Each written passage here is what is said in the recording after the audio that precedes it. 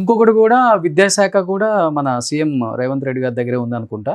ఏమన్నా విద్యాశాఖలో మార్పులు రావటం కానీ, లేకపోతే ఆయన ఇలా వెళ్ళండి, ఇంకా ఇలా వెళ్ళండి, పిల్లల్ని ఎడ్యుకేట్ చేయండి, సో గవర్నమెంట్ స్కూల్లో జాయిన్ అవ్వాలి, ఇక్కడ కూడా ఎడ్యుకేషన్ బాగుంటుంది, ఇలాంటి పిలుపును కూడా ఇవ్వండి, ఇలాంటివన్నీ ఏమన్నా చేయని జరుగుతున్నాయి సార్. అంటే ఫ్రమ్ ద బిగినింగ్ బాత్రూమ్స్ కావచ్చు, ఫుడ్ కావచ్చు, ఫిజికల్ ఎన్విరాన్మెంట్ చాలా మార్పులు వచ్చినాయి సార్. గతంలో నేను ఉద్యోగంలోకి వచ్చినప్పుడు సార్, ఒక పూట అంటే రాత్రిపూట పశువులు పంటే ఇదే టీచర్స్ మేము మా పర్సనల్ ఎక్స్పీరియన్స్ అంటే ప్యాంట్లు ఇక్కడ దాకా లేపుకొని వాటిని వాటర్ తోటి కడిగిన సందర్భం సార్. ఒక బోర్వెల్ కూడా లేకపోతే పక్క నుంచి తీసుకొచ్చిన సందర్భం.